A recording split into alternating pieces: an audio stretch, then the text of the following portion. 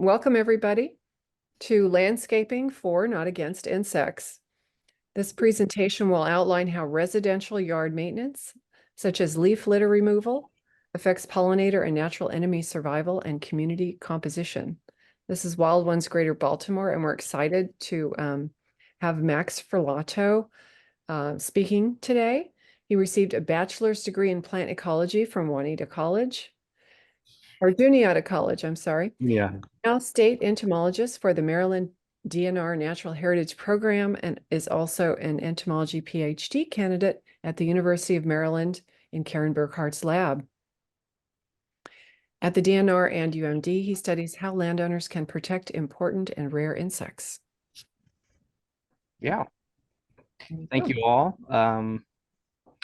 I actually had not heard of Wild Ones, so that was cool learning a bit about what you all are doing. So today I'm going to be talking a bit about everything. I'll go into my research as well towards the end. We'll see how much of that I can get through, and then of course I'll take questions. Yeah, this is pretty casual. Something that I have to sort of preface a lot of the talks I give is that insects are good. They're not necessarily pests. But I'm getting the sense that you all are on the same page there. But when we think about good, there's intrinsic value, but insects and other bugs also have these ecosystem services that they provide that are really important. The main one that we think of is pollination. So here on the bottom left-hand corner, you can see a bee pollinating a flower, right? So that's key. We can also think of predation services. Here we have a spider eating a mosquito. These types of predator-prey relationships are really helpful so that they can help control some of the insects which act as pests. And on the far bottom right-hand side of my screen, you'll actually see a syrphid fly larva eating a bunch of aphids. So in your garden, these types of interactions are happening all the time that are beneficial to those of us who are growing. I'm not sure what this is, but lettuce or something. And they can act as pest control in a variety of different ways, either by directly eating the pest insect or by parasitizing them. So here we have a caterpillar which has these cocoons on it from parasitic wasps, and I'll talk a little bit about them later, but it's just another way that insects can act as beneficial for us. Another huge thing that insects provide is a food source for other things higher up in the food chain. So birds, especially breeding birds, really rely on insects, particularly caterpillars, to feed their fledglings. And we have insects as well as other invertebrates act as decomposers, and they can improve our soil and decompose, carcasses and things like that. So all of these are really important ecosystem services. And, when it comes to pollination, they actually provide an economic benefit to us too.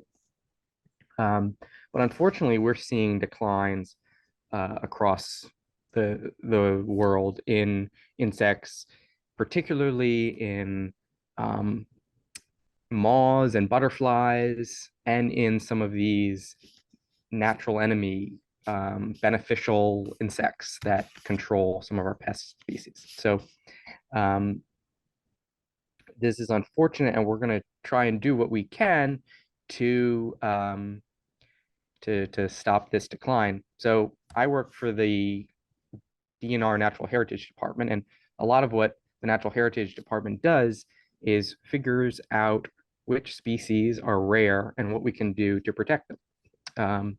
And while a lot of the things that we do are kind of complicated in far parts of the state, one of the things that we really rely on is folks like you all making management and maintenance decisions in your own properties that can help preserve some of these species. So if we just sort of take a step back and think about, I thought I had some other slides in here. Let me just see. Okay, well, I'll grab them in a second. They're in another presentation. But yeah, let's move on here. So we know a lot about creating habitat for active insect life stages.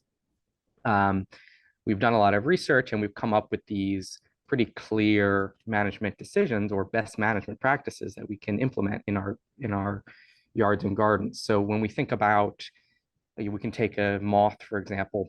Moths have different life stages. Well, most insects have these different life stages that they go through. There's the egg stage, and then the larval stage or the caterpillar stage, and then they'll pupate, and then they'll come out as the adult, right? And each of these different stages will have different management practices that we can use to protect them. So one of the big things that everyone talks about is to plant flowers for adults. Here we can see a monarch feeding on, I think this is an aster of some sort with some goldenrod in the background. These are plants that are really important in the late summer, early fall for these pollinators. And so planting flowers is a great tool that you can use in your own yards. And depending on where you live, you might also be able to get some sort of planting credit if you turn it into a rain garden. So a rain garden is basically a garden which can help control stormwater.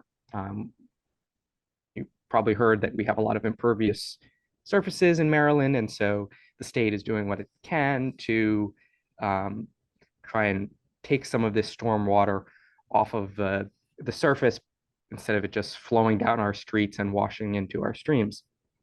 So rain gardens are an excellent choice for your yard, and depending on where you live, you can sometimes get stormwater credits or different things to help you out. And the great thing about them is, you can plant native plants which pollinators will flock to. So basically, I'm just showing you some pictures of how you would build a rain garden. You would dig out a section of your yard and you want to fill it with material that is going to be able to hold water. And that's basically what you're doing, so that after a big rainstorm, it's not all flushing down the street at once. But on top, you can plant these plants that have flowers that are great for pollinators. One thing you want to consider is that you want to make sure that there's flower resources throughout the season. So like, I think I took this picture in maybe June, something like that.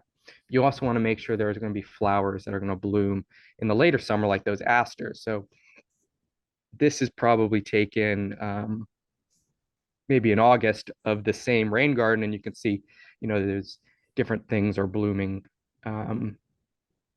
And here's another picture from a different angle where you can,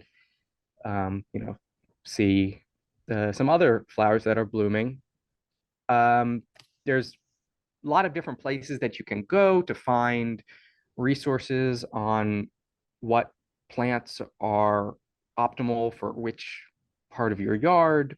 The Maryland Native Plant Society is a great one, and I'm sure this maybe the Wild Ones has some resources that they could point you to. When I think of good pollinator plants, Composites are really nice. Flowers that like, so goldenrod is a great one. There's no goldenrod in this picture, but let's see. Yeah, this yellow flower there, goldenrods, they're great. Asters, this purple flower here are great. Um, a, Another great one is mountain mint, and that's this kind of light colored thing. I'm not sure if you can see my cursor, but mountain mint is this light colored, light green colored plant in the foreground here. So, you know, you can go much more in depth than that, but uh, planting flowers for adults is a great resource. Um, the other thing is if you drive around, you'll mostly see that people keep their lawn trimmed fairly short. And so any flowers that might be in that lawn aren't able to bloom, and there's a whole uh, mass of work on what happens if we don't mow every other week. What if we let our grass grow a little taller? And you might have heard about like no mow May, things like that. So, just letting your grass grow a little more, and if it's in a shady area, it's not going to take over or anything massive like that. And I think it looks kind of nice too. Another thing you can do is you can plant flowers within your yard. So you might be lucky enough to live in an area where you have spring beauties already in your yard if you're adjacent to a forest or something like that. But you can also buy spring beauties from Native Plant Society, and that's this little white flower that you'll see here, or violets. I mean, I have tons of violets in my yard, and they're great as well. So think about your lawn as not just a, a place that only grass should grow. You can plant additional things in there as well. Um, and if we move over to the larval side of things, we know that particular plants are good for particular insects. So the common example is if you want to have monarch butterflies, you need to have milkweed. Um, so here we have a monarch caterpillar eating some milkweed. But it goes far beyond that. If we stay on the topic of milkweed, we'll see that, and this is milkweed over on the left-hand side, which actually has beautiful flowers, I find, and they're really great for pollinators, especially bumblebees. So, multiple uses out of this one plant. Here we'll see milkweed bugs, which are feeding on the seed pods of milkweed, and also a milkweed beetle, which feeds on the leaves of milkweed. And you're not going to get these insects if you don't have milkweed. And we find this again and again and again. And if you're interested in this particular um, thing, read Douglas Tallamy's book, Bringing Nature Home. And he talks all about how the relationships between plants and insects, um, especially native plants and insects, are so important. And we can just go through a couple things. Here are some like charismatic caterpillar species that I like the um, tiger swallowtail caterpillar really feeds on a tulip poplar. Spicebush swallowtail feeds on spicebush. This is a cool caterpillar. This is a spun glass moth caterpillar, which I just think is beautiful, and it's see-through. It tends to feed on beeches and oaks. So if you want these species in your yard, you need to make sure you plant the plants that they will eat in their larval phase. I guess I should have put this next to the adult one. So we're going back to protecting adults, but light pollution is a huge issue. If you are flying in a plane and you look out your window, your entire city is glowing. And although it's beautiful from the air, this actually is a huge problem for insects. If you've ever gone, well, I mean, you can just, at night, you might see moths flying around a lamppost, but how we entomologists do our moth surveys is we set up these light stations with a sheet, and we have the moths fly into the sheet, and then we can identify them. So, we use light for science, but it just goes to show you how powerful this phenomenon is, and it can actually really hurt um, moth populations and other nocturnal insects as well. There was actually a paper that was just published on the reasons that moths fly to light. And basically, how it works is the moth is using the light to stabilize itself. And generally, in a world without humans, it would be relying on the moon or the stars, and that light would be shining on their backs, and that would kind of keep them flying. But now we have, a moon every 30 meters down your block, and so it really messes up the stabilization of these insects, and they can go crashing, or they can get caught up and confused, and that can be really bad, especially as we're trying to grow these populations from one area to another. Sometimes they just get, stuck. And so what can you do, right? We can't shut off every light, but there are some things that we can do. We can use a kind of a hood around your light that directs the light downwards. So you have less sort of ambient light at night. That's really helpful. Choosing colors that are warmer. That's another thing you can do. When we do our mothing, which is when we collect moths, we're using light that's, almost ultraviolet. Um, so by going in the opposite direction, they're they're not as affected by that, from what I've seen. Also, if you have a motion sensor and you want to attach that to a floodlight, something like that. So we're really just trying to reduce where we can, right? Here's another big one. Pesticides, especially sort of broadcast pesticides that are sprayed across the entire yard. These tend not to be that effective for mosquitoes, especially because mosquitoes are flying at a very particular time of day in the dusk. And even if you were to kill them all in your yard, well, they're just going to fly in from another location. Yeah, so this type of mosquito spraying is can be really unfortunate, and I've seen cases of dead butterflies and on your yard and things like that, or your neighbor does it and then it drifts into your yard. So what can you do if you have mosquito issues? Well, there are a lot of things we call cultural controls. We're making sure you don't have standing water pots, flower pots can get filled with water. So after a rainstorm, go out and dump them, things like that. If you have a water feature or things that you just can't tip over, you can use these things called mosquito bits, which it's a natural bacteria that will attack the larva, and you can buy those commercially. Another thing that was recently, there's been some studies, are these GAT traps.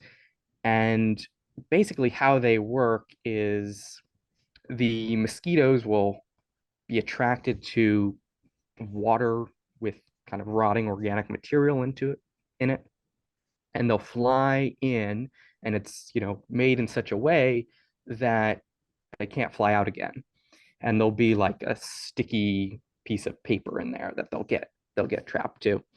And they've done a couple studies actually in the University Park area, which is right near College Park, where they had a bunch of neighbors all work together to purchase these or make these and maintain them, and they actually found that they were helpful in reducing the mosquitoes.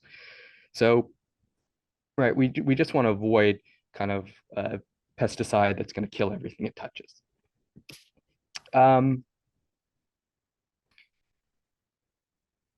but we know less about protecting vulnerable dormant stages, right? So we know a lot about the different things we can do to protect those larval stages by planting the right foods.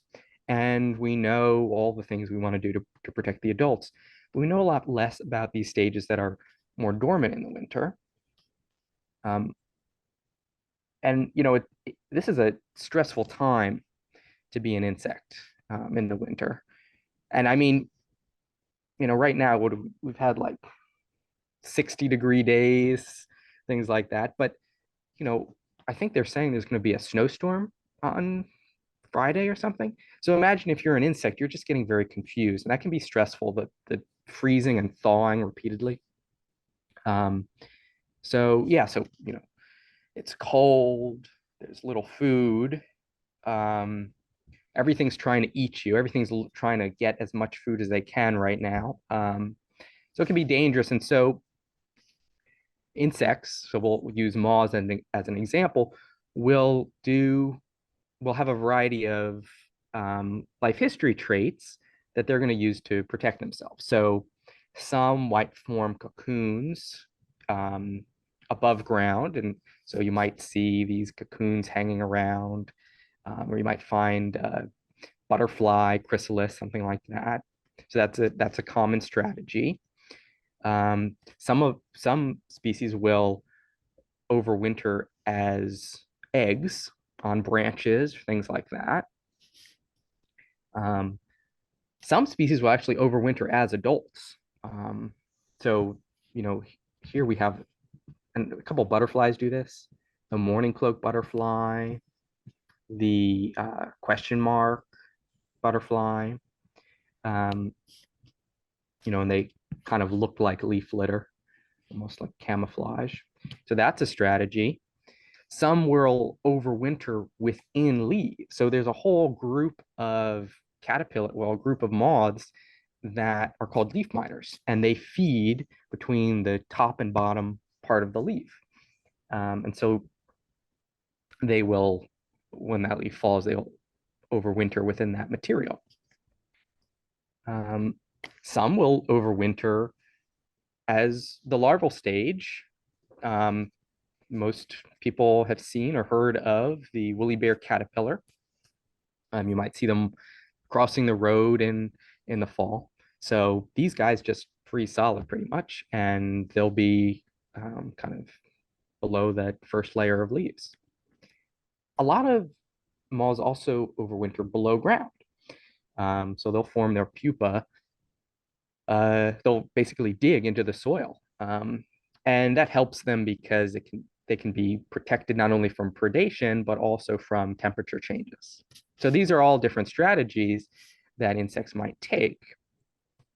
Um, and I did want to talk a bit about parasitic wasp real quick, and for some reason it's not in this presentation. So let me just pull up another presentation so I can see here. I think it should be in this presentation. Now, if I think, I'm not sure if which part of my screen is being shared. Can you all see, this? Yes, okay, great. So parasitic wasps are some of those beneficial insects that I mentioned in the first slide. So they're not like the social wasps that you'll see, like yellow jackets or anything like that. Instead, they're very tiny, and their life cycle is basically to lay their eggs in other insects, and then those eggs will hatch, and their larva, the wasp larva, will basically eat whatever it was laid in. So they're one of the species or taxa that I focus on. I think they're very cool. They're very small. You really can only identify them under a microscope. They come in all shapes and sizes. Some have wings. Um, Sometimes only the males will have wings, but most of them are very small. So like this one on the right is smaller than the head of a pin. And it needs to be that small because it parasitizes aphids. So if you have a lot of aphids in your yard, this is a great solution. And generally, when we have um, an invasive pest species, like well, really anything, but if you think about um, maybe a forest pest, something like that, a lot of times researchers will work to try and find a parasitic wasp that attacks that pest in its local range, and then they'll bring that parasitic wasp to the United States. They'll do tons of studies, but that's one kind of natural way to control those invasive species instead of spraying them with pesticides. Here we have what are called um, aphid mummies. Basically, the wasp will lay its eggs in a living cicada, which are these yellow ones over here. And then when the eggs hatch, the larva will basically eat the aphid from the inside out and then pop out of, and that's where this hole is right here. So kind of gruesome, but pretty cool in my opinion. Um, Maybe for the tobacco hornworm, you've seen this in your garden. You might see this caterpillar with these cocoons on their back. So this is a Burghardt wasp, and it's a very similar um, life cycle. Here is another caterpillar in the same group, and you can see that these holes here, there used to be cocoons attached, but they have fallen off. But this is basically where the adult wasps have emerged from, or this is where the cocoons were attached to. So that when the larva emerged. So these are all uh, really interesting life histories. Sometimes you'll have a wasp come out of a cocoon when you thought there was going to be a moth come out. So what I was saying in the previous slide here is that many wasps overwinter within their hosts. Um, so in the United States, each year we remove massive amount of leaf litter from our suburban areas. Um, and just to give you a sense, we remove about the same amount of leaf litter as the amount of municipal plastic waste that we produce. So it's a massive amount.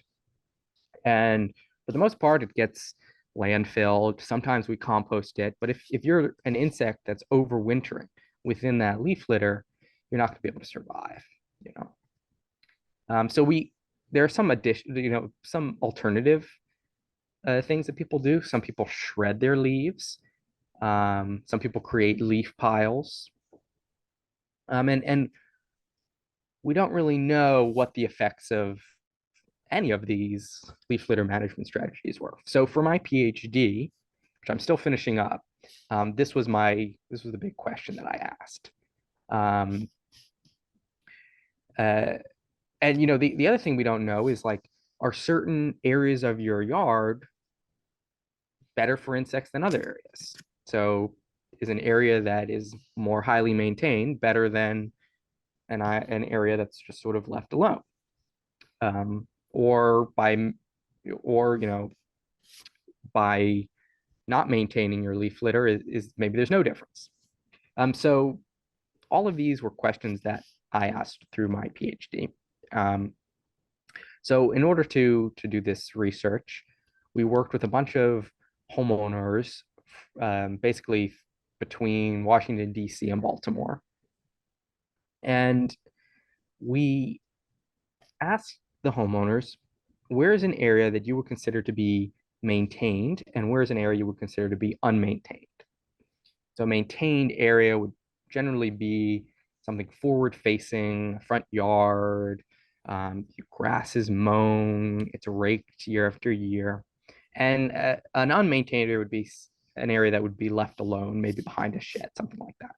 And then within each of those maintained and unmaintained areas, we either removed or retained leaf litter, right? So let's, in a maintained area, we would leave about a meter squared of leaves, and in an unmaintained area, we would remove a meter square of leaves.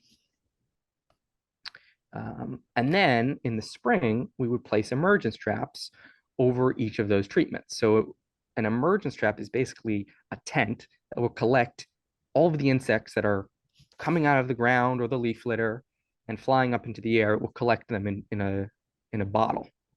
And then we sort through the bottle and we identify what has come out of the ground. So yeah, we placed these emergence traps the following year after that fall, and we would collect from March until July. And we were specifically focused on moths and their predators, parasitic wasps. And we repeated this experiment for a second year as well. So one of the big questions was, what is this doing to the population of moths and parasitoid wasps? Is it killing them? Is there no effect? What is the effect of leaf litter removal? Well, we found really strong evidence that removing leaves reduces Lepidoptera emergence by about 50%. And this was pretty striking in our opinion, and just a really clear example of how dramatically something that you might not think about can affect your backyard insects. The other thing that we found was those maintained zones actually had more moth emergence than unmaintained zones. So this was a little bit counterintuitive, because we would assume that an area where you're not really messing around in would be kind of a natural condition. But nevertheless, regardless of if it's a maintained zone or an unmaintained zone, leaving your leaves is always increasing the number of moths that you have. So actually what we're finding is that it's in those maintained areas that if you leave your leaves, you're doing the most good. And so why might this be? Well, when we think about maintained areas or high maintenance areas, one thing, a couple things you have to keep in mind. First of all of the homes in our study, none of them used pesticides or fertilizers or anything like that. And so that's important to keep in mind, because we would imagine that if that maintained area was being treated for mosquitoes or whatever, we wouldn't find the same patterns. So there are other maintenance strategies that these areas are undergoing that is making them attractive for insects.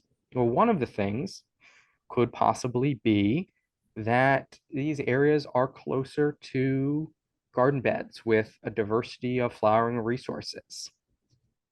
These areas tend to have more ground cover, whether it's grass or other flowers. So there are a lot of resources that these insects can use. Another possibility is the way that our experimental setup was done was that if it was a maintained area, we would be leaving a square meter of leaves. And if it was a unmaintained area, we would be removing a square meter of leaves. Well, consider if you're an insect in an unmaintained area. Okay, so what? You removed, a square meter of leaves. I have all these other leaves I can go into. But if you're in a maintained area with very little leaf litter resource, and all of a sudden this year they left a square meter of leaves, you're going to be like, oh great, I got to get over there. And so we might be seeing kind of an attractive effect where those insects are actually moving towards that area. and we do find evidence for that if we look a little bit deeper into the data, which I can maybe go into in a bit. But yeah, so overall, those sort of forward-facing areas that you might think are just so depauperate, there's actually a good potential to improve the abundance of insects in your yard if you keep leaves in those areas, as well as keeping leaves in the unmaintained areas. So if we do a back of the envelope calculation here, based upon the data that we got from this experiment, we found that about 25 moths emerge from a square meter of your yard, and just throughout the length of this experiment, which was from March until July. So, or even mid to late March until July. So a very short period of time, you're getting about 25 moths. And if we scale this up, so if we do a back of the envelope calculation, we know how much turf grass is covering the United States. And if we say, well, maybe we manage about 15% of that, we remove about 15% of that area for leaves. So just something like that. And maybe that's too conservative. Overall, a 50% reduction in moth emergence, which is what we found in this study, reduces moth numbers by over 305 billion, just in that short span of time. So this is a huge deal when you scale it up to the breadth that this management practice occurs across the United States and in other countries as well. So pretty wild to think about in that way. Now, if we move over to parasitic wasps, we're actually not seeing any clear patterns. In 1 year, we're seeing more emerge in maintained areas, but we're not seeing that in the other year. So we're not seeing any clear patterns when it comes to parasitic wasps. But if you think about this, that's kind of a compounding effect then. So if you think about, a parasitic wasp is going to parasitize a moth. It's just pretend it's a one-to-one kind of interaction. Well, in our areas where we remove leaf litter and we're not seeing any reduction in parasitic wasps, all of a sudden, you have more predators or parasitizers per moth. So that could further reduce these populations, which are already struggling because you removed their leaves. So yeah, just something to keep in mind. Now, when we go a little bit further and we look at the species that are emerging from the yards, we can start with moths. We see that, your yard is actually very diverse. It's not dominated by any one pest species. We're actually getting many, many different species. And these species fill a variety of different roles in your habitat. Some are leaf miners, like we talked about. Some are external feeders. Some are leaf rollers. Some are actually detritivores. So a good number of caterpillars actually eat decaying leaves. And this butterfly too as well. What is this? The banded hair streak. So yeah, a lot of different life history strategies in your yard, which I think is pretty cool. So we know that removing leaf litter reduces the abundance of moths. Well, we're also seeing it reduces the diversity of moths as well. So not only do you have less moths, you have fewer species, reducing their biodiversity. So not too good. This right here is another kind of way of looking at it. Basically, this is a species accumulation curve. As we add additional research plots, we're seeing how the number of species increases with it. And really, what I just wanted to show here is that, even if we're only sampling a couple plots, we're seeing more species. And then, of course, once we've finished our experiment at plot 18 and we've sampled all of them, we're seeing a lot more species in these purple treatments, and those are the areas where we've retained our leaf litter. So just something to keep in mind. But one of the interesting things that we found was when we looked at those feeding gills that I was talking about, we find that the leaf miners are actually more affected than the other species by leaf litter removal, which kind of makes sense, right? If you're a leaf miner and you're overwintering within the leaf itself, if you remove that leaf to compost it or shred it or bring it to a landfill, you're probably killing whatever was overwintering in it. So yeah, we found that to be pretty clear. The other thing that we found, which kind of ties back to one of our hypotheses about why we might be finding more moths in the maintained areas, is that we only found that phenomenon when looking at moths that have a wandering phase in their life cycle. So basically, the caterpillar will try and find a place to overwinter. It'll look around. And that's why, oh, well, this area is pretty barren, but there is a square meter of leaves over there. I'm going to go to it. We're finding that with those external feeders and those detritivores. We're not finding that same pattern, with leaf miners. So with leaf miners, there's not more leaf miners in maintained areas. So that's kind of another sort of conceptual way to think about that finding. But yeah, so leaf miners are heavily affected. And yeah, so this is what a leaf miner might look like. I'm not sure if you've seen this on oak leaves. Definitely, if you have a garden, they're so annoying because you just really can't do anything about them. So if we move on to parasitic wasps, and I see I'm just got a couple minutes left here. So here's a messy graph that I'll just walk you through real quick. Basically, all of these gray points are the different samples that we've collected. Each collection bottle that we've taken from that emergence trap. And in that sample are a variety of different insects. And basically, we're using this graph to compare the community of insects in each of those bottles or gray dots. So the closer these dots are together, the more similar the insect community was in those collection bottles. And the only thing I really want to point you to is, well, two things. One is we're finding, so yeah, just to orient you again, purple means we keep the leaf litter and orange means we remove the leaf litter.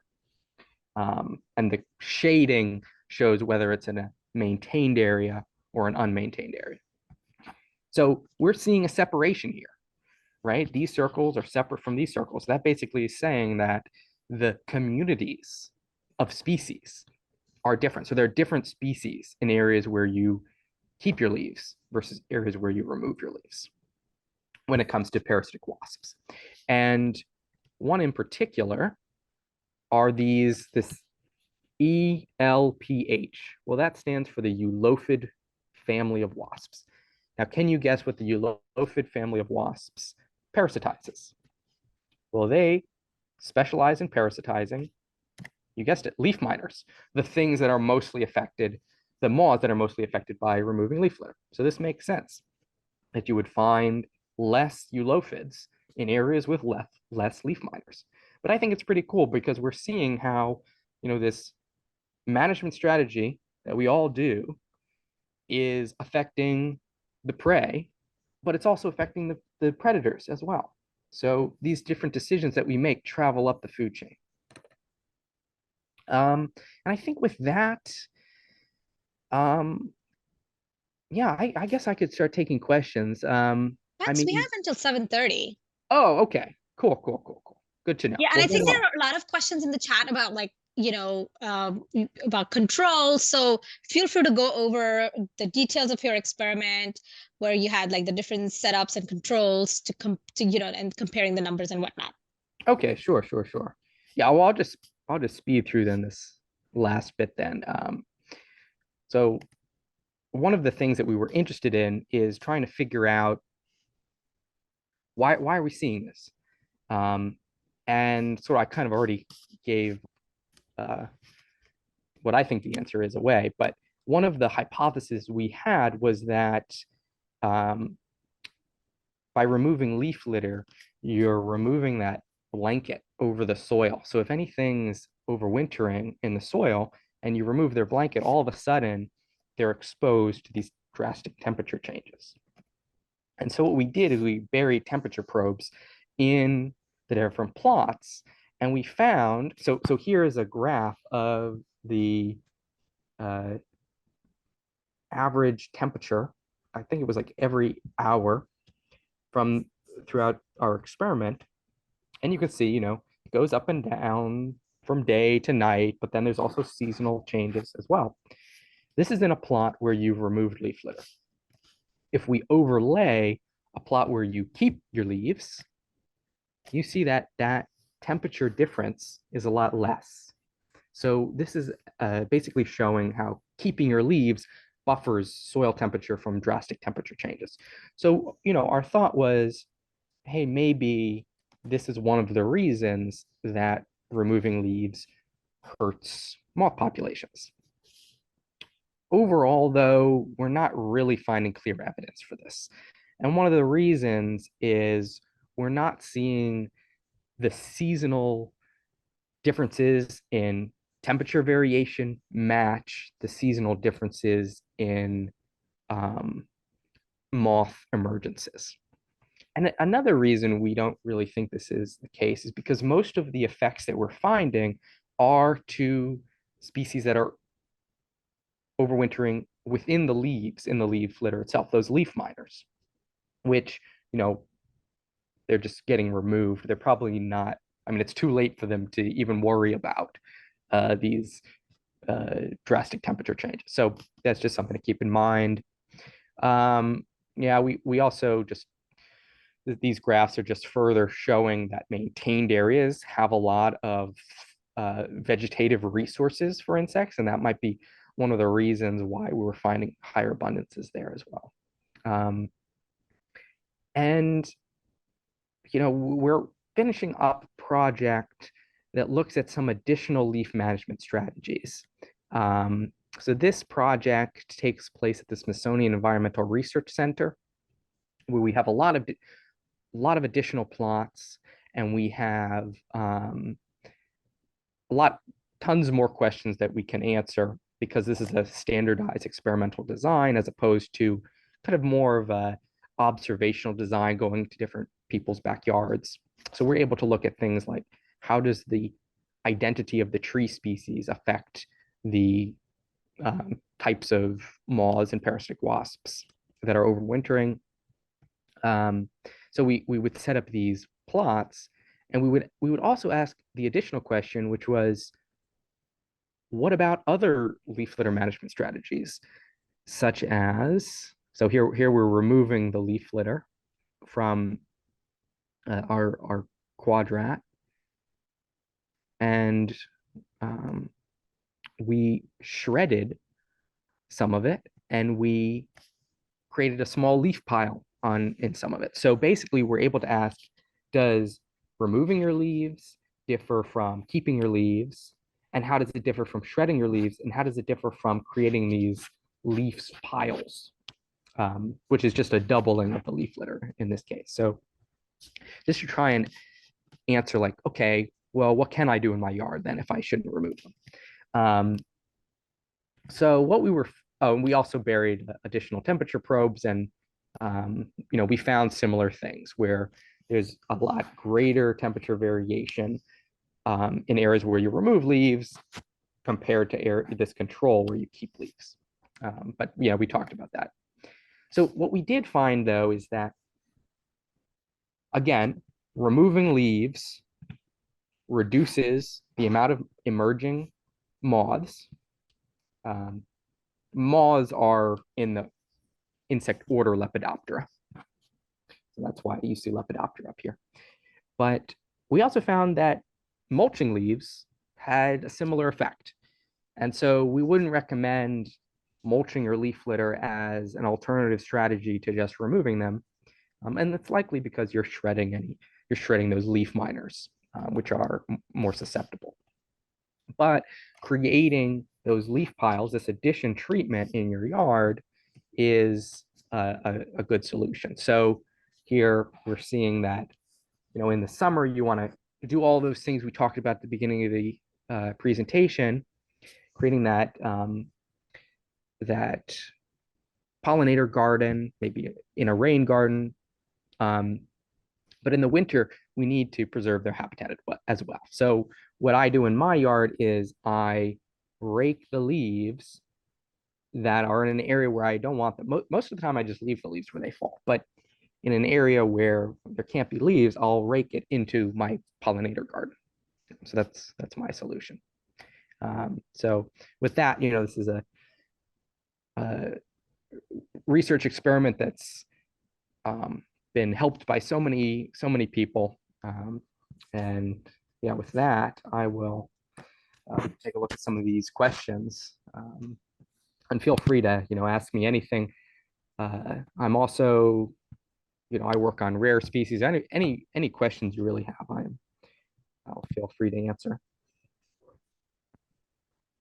All right, I'm gonna run through the questions real quick, since I have them in a nice list over here.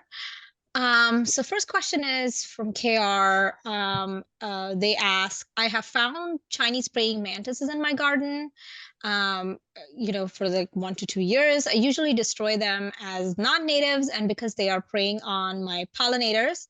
I've read conflicting information on whether it's useful or desirable to destroy them. What are your thoughts on it? And just to follow up, Adrian asked a follow-up question on the same lines, and she's interested in knowing what your thoughts are, because she's also heard entomologist Michael Raup talk about non-native mantis, and then he does say that they do eat spotted lanternflies. So Adrian doesn't destroy them, but many folks do, and are very adamant about just keeping the non-native mantid population low. So she's also interested in knowing about what your thoughts are on that. Yeah, I mean, we come out of the same department, so I don't want to disagree with him. And I honestly don't too much. I think, and I kind of have the same feeling about lanternflies too, is, I don't think squashing insects is personally the best way to go about anything, because whatever you can do in your own yard, it's just not going to be, the issue is so large that you're not really making a dent in the population. Yeah, I've seen conflicting things. We do have native mantises, and you want to make sure you're not killing those. We have the Carolina mantis here. Those are always fun to find. Yeah, I would say just there's no reason to squash them. But I definitely wouldn't purchase them from a garden supplier to release. I would leave them. I would leave them alone. And the reason I say that is because, since they're already here, there's a lot of things that once they get here, there's really nothing you can do about them. And the hope is over time they'll kind of merge into our ecosystem. A lot of times this is not the case, and that's how we get these really awful things.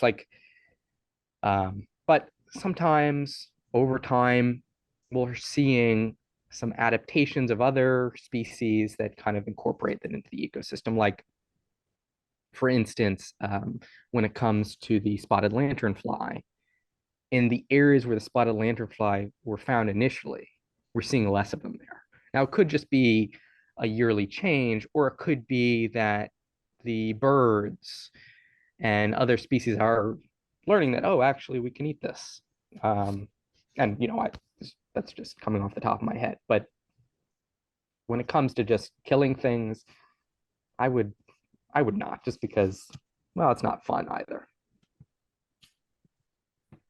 All right. Then we have another question about broadcasting pesticides.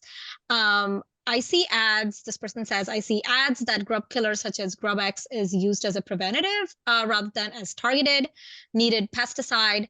This is offered as a free bonus service with seasonal contract for lawn service. Can you speak to what insect populations this devastates besides Japanese beetles? Also, do you recommend BT instead for Japanese beetles?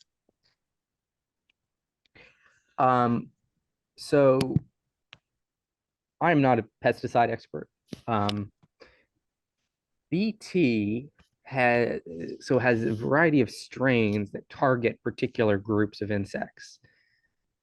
There's probably one for beetles, but I don't know it off the top of my head. But so for instance, some target Lepidoptera and some target flies. So your mosquito dunks are targeting they're targeting flies. So that wouldn't work for beetles. I'm not sure what the pesticide is for grubs, but if it's not something that's specific to any one group of insect, there's probably going to be off-target effects. And even if you're applying it to the soil, there's so many species, especially of moths, that overwinter in the soil. So yeah, I'm not sure exactly the pathway that it works, but that is something to keep in mind. Max, just to add, I've heard that the grub killers just kill all the grubs, including our native grubs. And this is just anecdotal based on like what I've heard. So the best strategy for managing Japanese beetles is to using like that soapy water, kind of like a bucket or something small, Yeah. and just kind of knocking them into the soapy water. Even it's you in Home Depot you have, or like any other hardware store, you have what's called the Japanese beetle traps that have like the scent that attract Japanese beetles to your yard. The University of Maryland Extension has their position to not use those traps because all they do is they attract more Japanese beetles to your yard and make the problem even worse. Although you do, see them getting trapped in those traps, in the grand scheme of things, you might have more Japanese beetles in your yard than you would otherwise have because of those traps. Makes sense. All right, we have a question about tomato hornworms. They are the larval stage of hawk moth. The person says they leave them for the birds and wasps, though they will move them to a specific tomato, remove them from a specific tomato plant.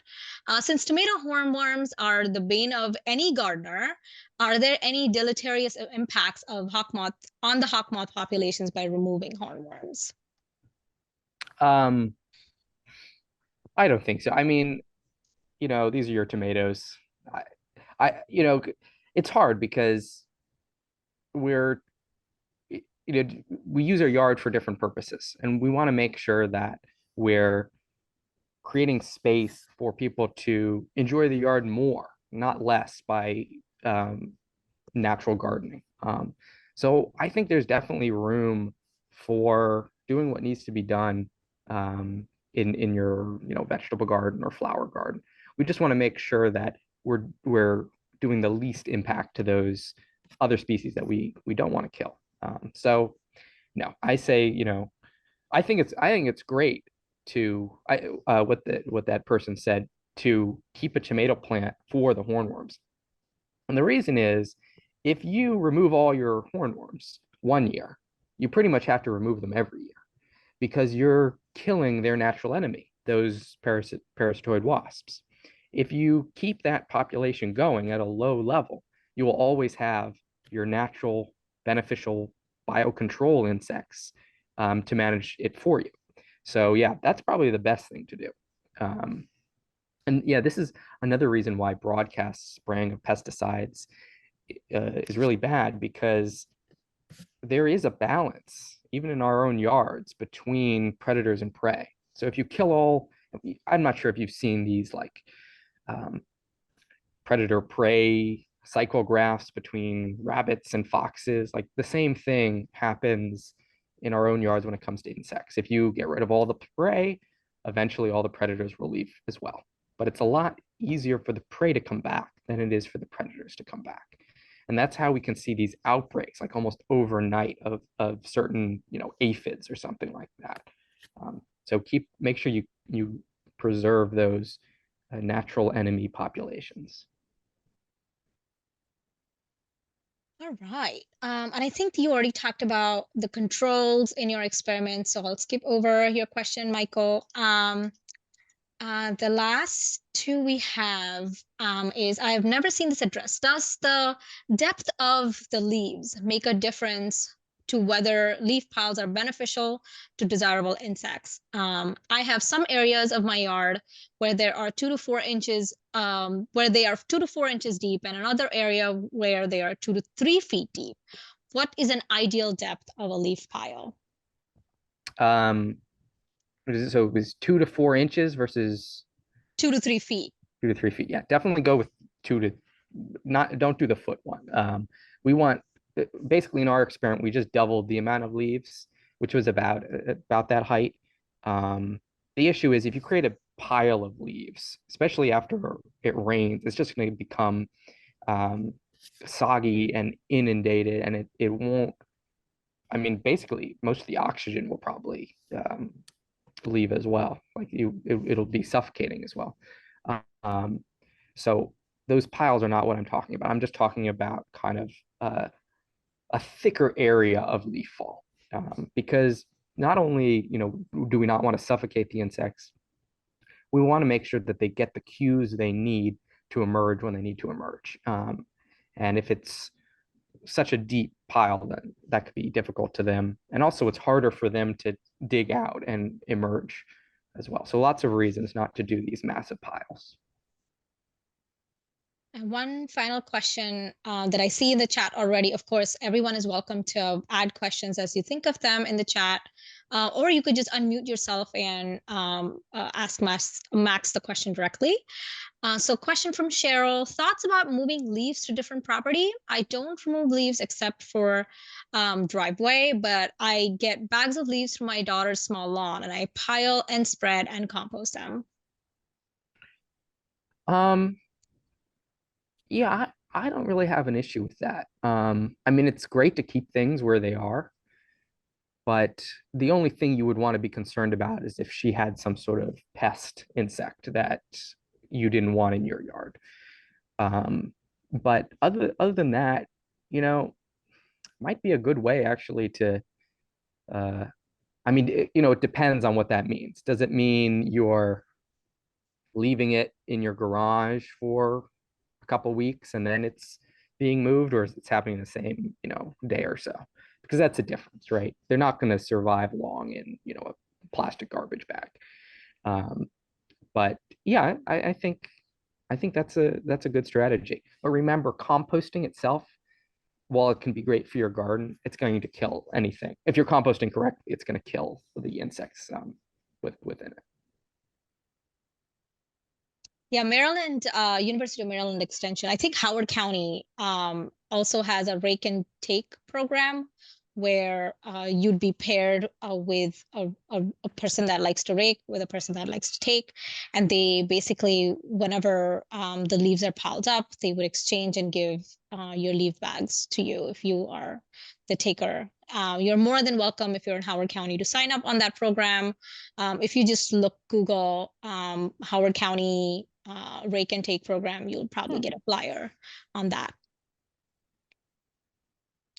Max, I had a question. So I saw in your graph that the different the addition stage, the control stage, then the mulching stage, and then or the different conditions, not stage, conditions, the mulching condition, and then the last one was, I think, leave as is.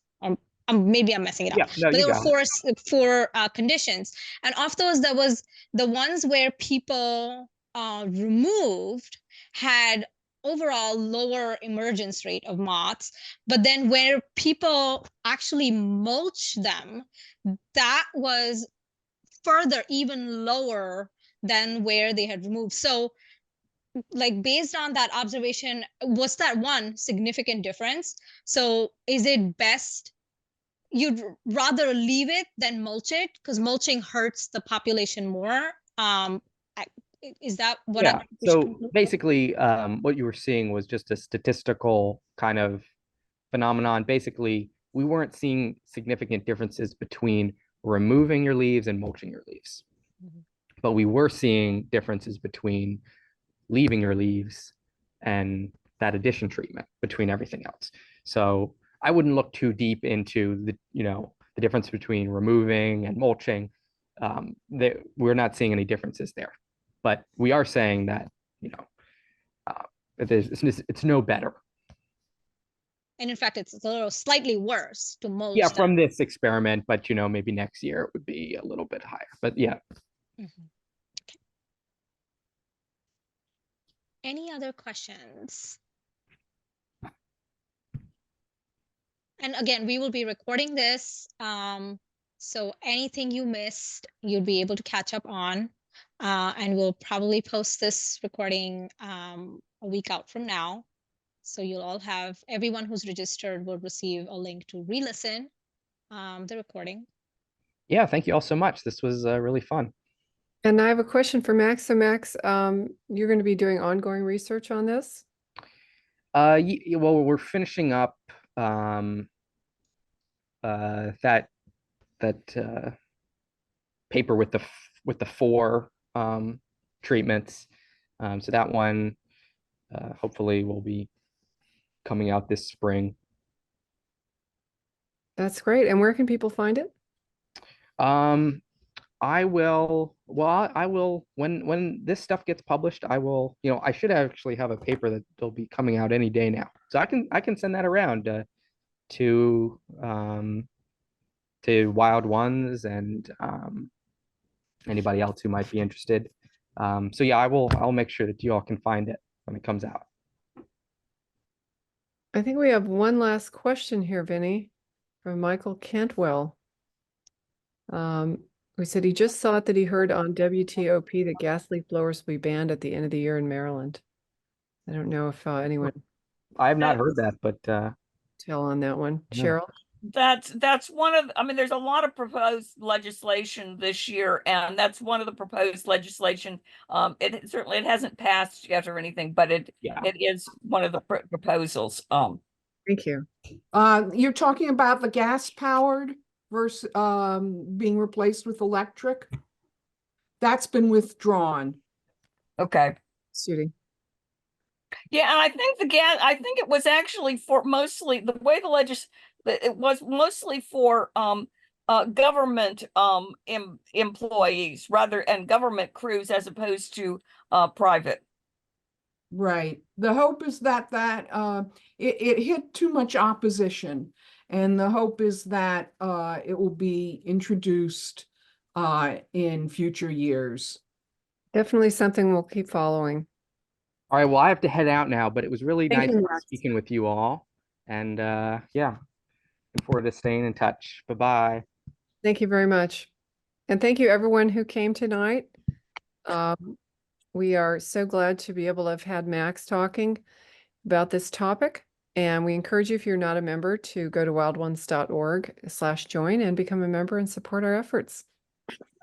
We hope you have a wonderful evening. Amanda, do Yes. we have time for one question? Sure.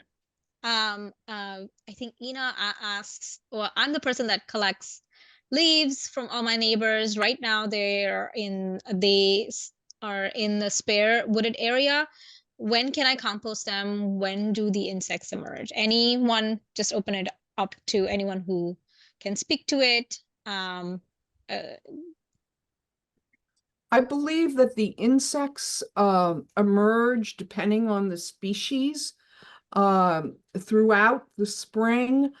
And if you want to be extra sure, you should leave the leaves through June and mulch after that. I had a quick question. This is the second time I came on with you guys. I wanted to know whether or not the rake and take program only for the counties or is it for the city as well? I'm actually not sure. As far as I'm a Howard County Master Gardener, so I do know that Howard County does it. Um, but I've heard that other counties also have something similar. It may not be called a rake and take program, maybe something similar, where you could do something locally. But that's something I think I highly recommend that you check with your city, or you could even reach out to University of Maryland. They have like an area where you could just send in your question and ask them if they know of any program that's local to you, that might kind of do something similar as rake and take, rakers and takers. And you can always talk to your neighbor as well if you have a Yeah. friend relation. Yes, and I'll talk to my coworker because she's a gardener as well. Mhm. She has a garden, the urban gardens. My next door neighbor is a golfer, and he always like has to rake absolutely every leaf. And I thought, oh, he's not going to be interested in that. When I told him I was interested in taking his leaves, he and his wife were so excited, and they just were beaming, and they dragged their bags over to my property and put them right where I told them to put them. So you never know. I'll Um, find thing. Go ahead. I have a quick question. When Judy said to wait through June to compost the leaves, does that mean the ability to shred them at that point, or just putting them in a compost pile?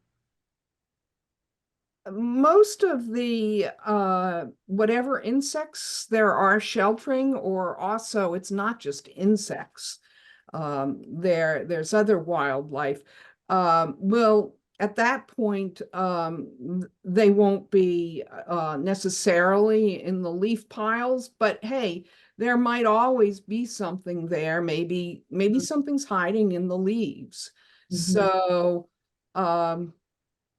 it probably shredding at that point is better than shredding in the fall or over the winter.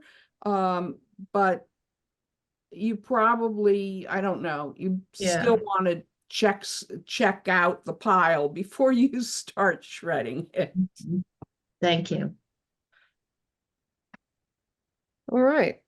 Any other comments or questions before we wrap? Did your talk go well today? If that's not appropriate. Oh, it did go very well. Thank you, Merity. And I'll talk to you more about that later. Great. Mhm. Thank you. All right, everyone. It was good to see you, and we will see you at our. We have a garden chat coming up, and maybe we'll see you then or a future garden chat. Mhm.